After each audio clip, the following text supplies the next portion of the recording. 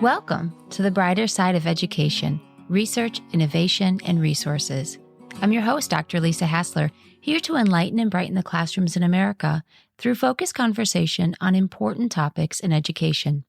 In each episode, I discuss problems we as teachers and parents are facing and what people are doing in their communities to fix it. What are the variables? And how can we duplicate it to maximize student outcomes? Today, we're exploring how schools prepare for hurricanes, from elementary classrooms to high school shelters, and the lasting impact these storms have on education and community resilience. Hurricanes pose a significant threat to our educational system with far-reaching consequences that extend beyond the immediate physical damage. On average, these powerful storms inflict $34 billion in annual damages across the United States, with schools often bearing the brunt of extensive structural damage, flooding, and loss of educational materials. The aftermath can force schools to close for weeks or even months, creating substantial academic setbacks as students lose valuable instructional time. Moreover, the financial strain of repairs and reconstruction can impact school budgets for years to come. But perhaps the most profound and often overlooked effect is the mental and emotional toll on students and staff. The trauma of experiencing a hurricane, coupled with a disruption of familiar routines and potential displacement, can lead to anxiety, PTSD, and other mental health challenges. These issues can persist long after the physical rebuilding is complete, affecting academic performance and overall well-being. However, amidst these challenges, there is a silver lining. The process of preparing for and recovering from hurricanes can significantly strengthen community bonds and resilience. As schools become focal points for preparation and often serve as shelters, they bring together diverse segments of the community. Parents, teachers, students, and local organizations work side by side, fostering a sense of unity and shared purpose. This collaboration builds social capital, enhances communication networks, and develops collective problem-solving skills that serve the community well beyond hurricane season. The experience of overcoming adversity together can lead to lasting partnerships and a more robust community infrastructure, better equipped to face future challenges of all kinds. As we prepare for Hurricane Milton down here in Florida, on the Gulf side, we remember the lessons learned from Hurricane Ian 2 years ago. And our approach to hurricane preparedness must have a comprehensive approach addressing not only the physical safety of our school buildings, but also the educational continuity and emotional resilience of our entire school community. By working together, educators, students, parents, and the broader community, we can build a more robust and responsive system to weather these storms, ensuring our schools remain safe havens of learning and growth, even in the face of nature's most formidable challenges. In doing so, we not only protect our educational institutions, but also forge stronger, more resilient communities capable of thriving in the face of adversity.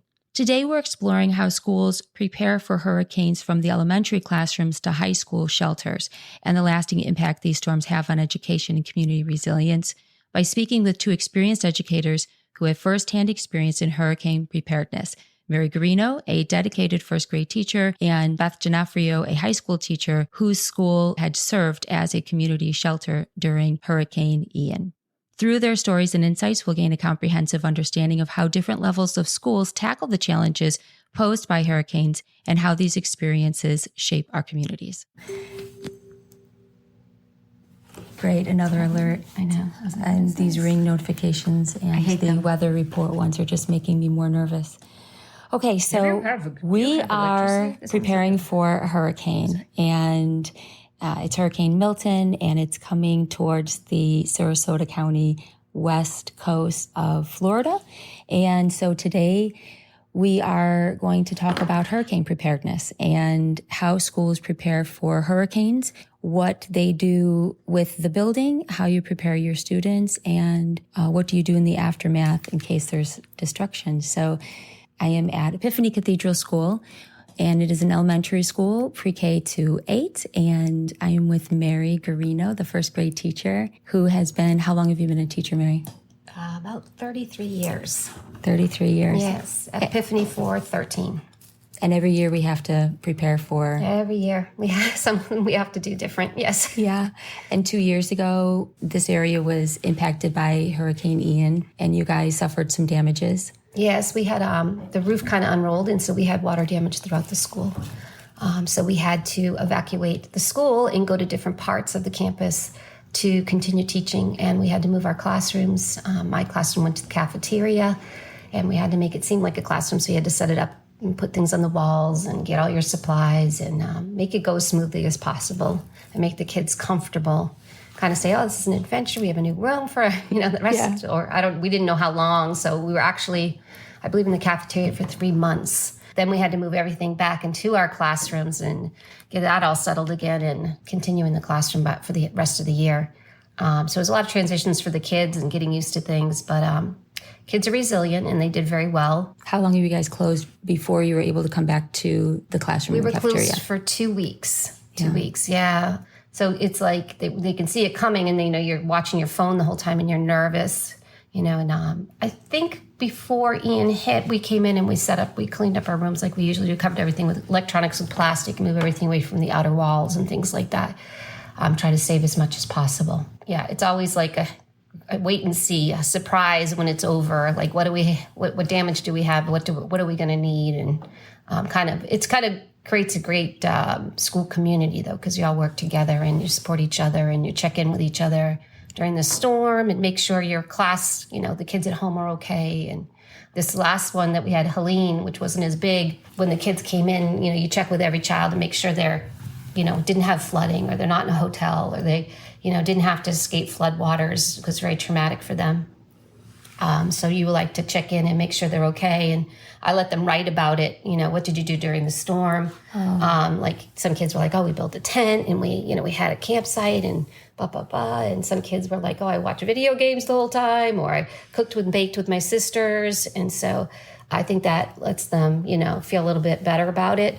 And they like to share their experiences because everybody's different. Yeah, there are a lot of different stories. I actually just was going down Golden Beach last night and saw some prior students of ours, and they were talking about how for Hurricane Helene, they had to evacuate and were showing me videos, with their belongings over their head, walking through chest-high water. Mm-hmm. So those students that are experiencing things like that are going to have a very different takeaway from the hurricanes in the future compared to students that were in a different area that didn't feel any impacts of Hurricane Helene. And so Ian peeled the ceiling off, the water came through. Then you're on the first floor, and there's 2 floors of Epiphany. So the second floor suffered more damages, but yes, the water came down into your classroom as well. So of course you're looking at loss of materials and what do you do to still be able to teach with, not having the same materials that you need. And of course you have all of your windows are boarded up right now. So how soon do those usually go up and how soon do they come off? Well, if we're in class, before they call school off, they're going up as if I'm teaching. So you have this, the drill and the screws and the kids, it's really loud. Yeah. The kids are kind of scared. So you talk about it and we're preparing and we don't know what's going to happen. So we know, from the meteorologist, the wind speeds and things like that. And we talk about all the tools they use and knowledge that they have. So we want to prepare to the best we can so that we're safe. And they usually are okay. They like to watch it sometimes, and then it's dark all the time. So it's like you keep thinking it's night. They're like, I think it's nighttime. And I'm like, well, we can't really see out because we don't have any light shining through our windows, So it's another adventure. I think you got to treat it like an adventure, Yeah. It's a little change and this is different, but we have to do it. And you talk about how do you prepare the students then for the hurricane at home? Do you have any conversations about that? We do. We say, do you have a hurricane plan? Have your parents been doing a hurricane box? What if, you need to leave your home? Do you have family in the area? And things like that, just to make sure they feel more secure. Like, your parents are in charge. They know what's happening. They're getting a lot of information. So they're preparing for you to be safe during this time. So you don't really need to worry about it. And it's great that we know ahead of time. So we're able to handle this, Right. And I usually do a weather unit and a water cycle unit, and just happened to fall during these storms. So it was great because we read about hurricanes and we talked about tornadoes and we talked about preparing for those and we talked about all the meteorologist tools. And I think that the more knowledge they have, the more secure they feel and the more, they go home and talk to their parents about it. And then I think that also brings up the preparedness at home. What if this happens, Mom and Dad? Or what if that happens? What are we doing? And because they do have a lot of questions about what's going to happen and, how are we going to get ready for this? Do any of the students in your classroom now, because they're in first grade, so they're 6 and 7 years old, do they have any memories of Hurricane Ian? Not and how really. The school, No. Just in the past little storms that we've had, they remember, having to stay inside and the wind and all of that, and how it's been a little scary. Thunder and lightning. None of them like thunder and lightning. Right. The loud noises, things like that. But no, not really. They don't remember that because they weren't in the public school, the school system. Yeah. Do you think that after the destruction of Hurricane Ian from 2 years ago and the recent flooding that hit the coast, not too far from where we are, we're 1 mile off of the Gulf of Mexico, where that was impacted by a surge of about 6 feet, did they say? Yeah, not even 10 days ago. So when you think about the adults or maybe the older students and the school itself and those two events, has anything changed in the way that you prepare the school or personally since those two things? I think the last storms are kind of an eye-opener of what can happen, especially Helene, because we've never had storm surge like that. Right. I mean, I've lived in this area for 15 years, and we've never. And I think people were not prepared for that because they didn't think it was really going to happen. And so there was a lot of people that did not evacuate who should have, and there was a lot of flooding in homes. So I think right now, especially since this storm is coming so close on the end of the other one, people are being more vigilant, and they're getting prepared, and they're doing more sandbags, more boarding up, more evacuations because they're nervous. Yeah. 2 years ago, the water was shut off, and I remember we stayed on the island personally, and how eerie that felt when there were trucks that were going up and down telling people evacuate if you're in zone A, evacuate if you're in zone B. The water was shut down, lost power. And I feel like the aftermath and the cleanup that took weeks hit our area along this coast so hard that this hurricane, knowing that is going to be a direct hit to this area again, potentially, most likely, I don't know. Right now they're saying it is. It's making me more nervous and vigilant. And then to know that the storm surge from 10 days ago hit just down the street from where we live and is, of course, close to this area as well from the school, I feel like I'm taking those things much more seriously. And I just think about the mental toll. How is that impacting the students or the staff? Or I definitely think the stress is affecting everybody. And also, I think the unknown. Yep. Because you're preoccupied. I know when I'm preoccupied, I walk into things and I'm not as efficient as I usually am. And so I think that, and physically you're more tired. You just have so much more to do, to set up and to make sure everything's okay, and trying to get everything ready for how bad it could be. And then there's the thought of, when will I get back to school? When will I get back to a normal life? And it's also the setback for the kids of not seeing their friends, losing out on school. So it's kind of a setback for education also, depending on how, Ian, we were out for 2 weeks. So you lost 2 weeks of things they were supposed to be learning. Right. Because, you can't really teach during those times. There's no internet. A lot of people didn't have electricity for weeks, some of them, 2 weeks. They were out, so they didn't have access to any of that either. So that is big. Even the phones went down. I remember we couldn't get cell service. Yeah, and a lot of them couldn't reach family members. Yep. And so there was that stress on top of it, the worry of, oh my gosh, I hope they're okay, and I can't reach them. My family, I know, was up north, and my sister was so nervous she couldn't reach me for a couple days, and she sent policemen out to my house just to make sure that I was alive, I was okay. Yeah. So there's a very big stress factor. Do you have any things in play for how you're going to reach out to people in case you do lose cell service this time? I do not, because it's really hard. I'm hoping if I can get some calls off, I'll call one person and hopefully start a chain that I don't have to call everybody. Right. Sometimes you can drive to a certain area that does have cell service, like after the storm is over, and be able to connect with those people. But I kind of told them, don't worry.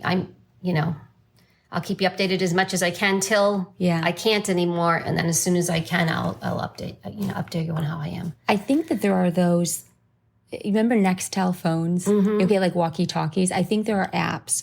And last time our family did use that app. And Oh, really? yeah, so if you're listening and you don't know about it, look it up. I don't remember the name of it, but my husband and I were talking about it last night. And we wanted to look into if there was a better one or if we should go back with the one that we already had. But there are apps that you can get, that you can download onto your phone. I think also making sure that you do things like, all that hurricane preparedness with charging batteries and having your backup plan and having maybe those like charging packs, available, and then being able to have an app like that to be able to communicate. And I think you got to think of those things ahead of time, because being cut off from everybody during the storm is very scary also. Especially if you're alone in a home or alone with your children, not being able to reach out to somebody for help or communicate how things are going is scary. That's another big stress. And a lot of people are leaving the area. We just ran into some other teachers, and one had her children in the hallway, and they were talking about not wanting to go to a hotel that was on the other coast. He was not looking forward to not being able to potentially have any TV. And so his mother had prepared him by having books from the library that they had taken out. So I think that that's another opportunity for kids. Board games. Yes, right.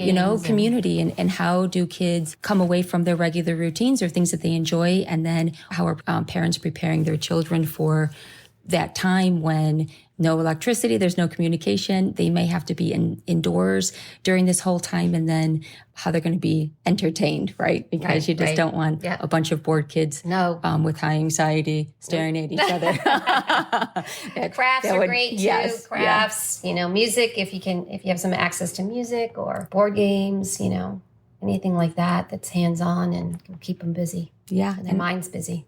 When they come back, sometimes I think that children being able to have some sort of a counselor to talk to any children that have big anxiety or concerns or worries going into future storms is a good thing. Did Epiphany do any of that last time?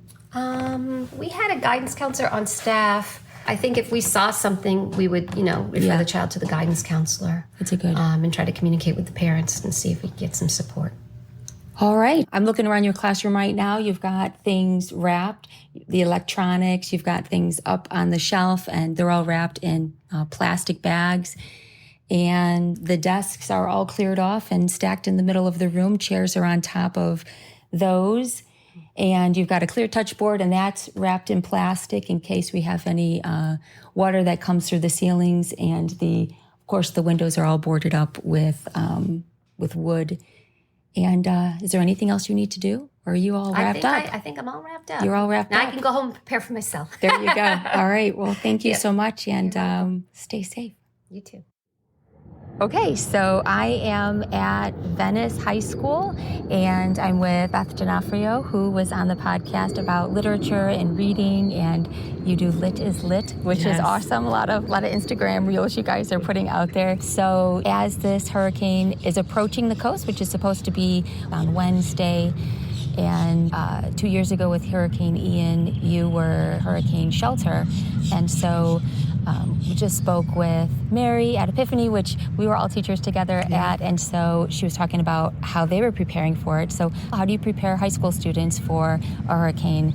And then we'll get into how that is different than the shelter. So what do you do for the students? So for the students, ahead of time, we ask them, if anybody needs anything, to reach out to us for sure. And we have lots of ways to communicate with our high school students.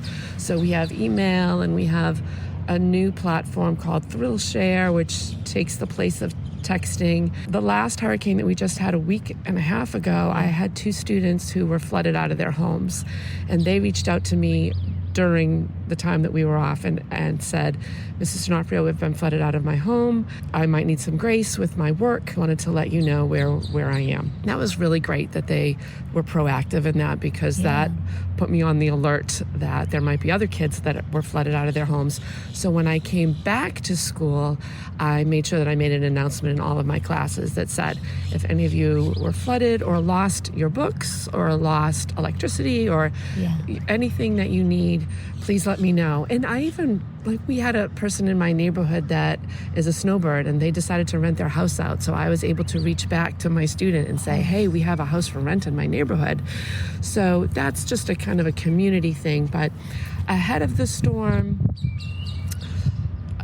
I hate to say this, but it's almost like a snow day arriving. Yeah. People are somewhat excited. Yeah. So not a lot ahead of, but after the fact, when it's not just a snow day, when there's really been impact, that's when we're really more on the alert to be helping people. Do you see any anxiety increase, especially after Ian from 2 years ago? Do you see that now, because the students are older, that they may have a different take on a hurricane that has impacted the way they view or handle it? Yes. So because they're older, they're doing more at home to help prep. So the last one that we had, we found out during the school day on a Tuesday that we were not going to have school anymore on Wednesday. And we suddenly lost a lot of kids during the day. On Tuesday, they went home. They left school early. Yeah. And they again reached out and said, I was here this morning, but I'm leaving now because I'm helping my mom prepare for the hurricane. So they start to be more helpers at home. And I think kids that were definitely negatively impacted, they lost electricity and things like that, it's more real for them. People that, I guess that's how human nature is. If it directly impacted you, you're more aware. If it didn't as much, then not as much. Right, yeah. Definitely. Yeah, we definitely have kids that will be, as soon as it's announced the next day there's no school, they're out. Yeah. So. But I love that you guys have the way to be proactive and the kids are communicating, and there's that support where people are looking out for each other's needs.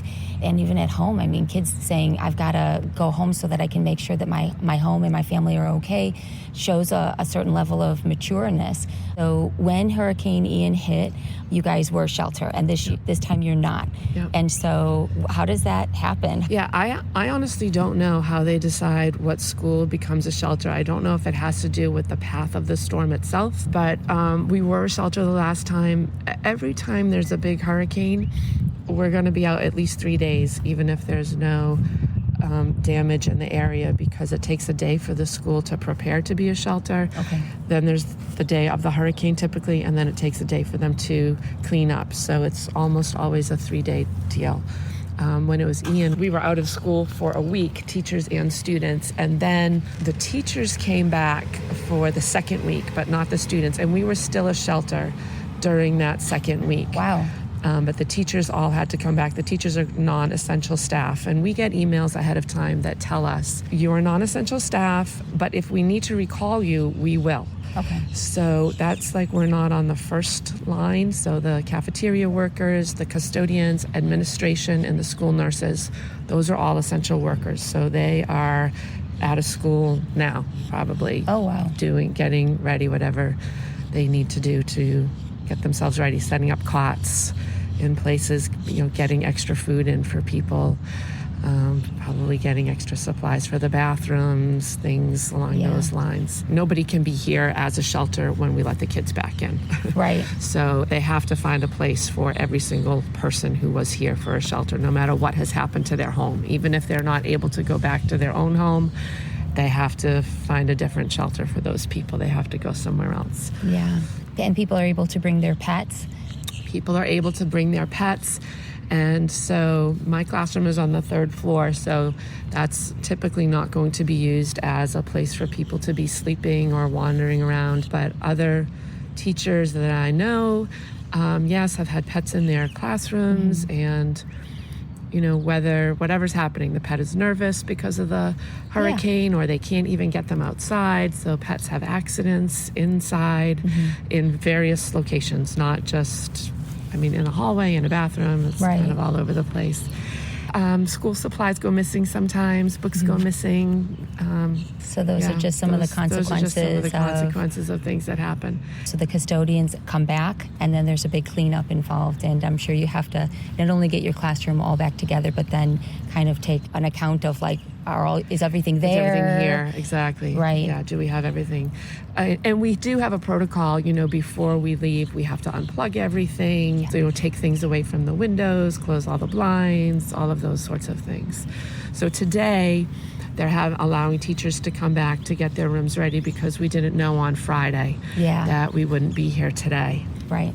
So some teachers maybe, that are on a first floor especially, that have books that are low on the ground, that have carpets that might need to be rolled up, little rugs, those sorts of things might need to be tended to. Yeah. And you guys don't have to board any windows here because it's all hurricane windows? As far as I know, correct. Yeah. Pretty new school. Which is helpful. Yeah, the same thing with the house. And so I think that's not only makes it a little bit easier with not having to worry about boarding up the time that it takes and where to store it and those kinds of things, but then also when the kids are in classroom, it's less worrisome for children to be able to have the natural light not blocked off while they're in the classroom, and the activity surrounding it maybe would add to a certain level of heightened anxiety that the storm windows help with reducing possibly. Yeah. So you're just getting your classroom ready and no shelter this time, which is a good thing for you guys because it's less that you have to do when you come back. So stay safe. I'm picking up paper so I can do some grading. Excellent. All right. Well, thank you. And stay safe. Thank you. You too. Preparing for natural disasters, and in this case, hurricanes, in schools is a community effort that not only protects our children, but also strengthens our collective resilience. And by working together on these preparations, we build stronger community bonds and develop skills that serve us in all types of challenges. If you have a story about what's working in your schools that you'd like to share, you can email me at lisa@drlisarhassler.com or visit my website at www.drlisarhassler.com and send me a message. If you like this podcast, subscribe and tell a friend. The more people that know, the bigger impact it will have. And if you find value to the content in this podcast, consider becoming a supporter by clicking on the supporter link in the show notes. It is the mission of this podcast to shine light on the good in education so that it spreads, affecting positive change. So let's keep working together to find solutions that focus on our children's success.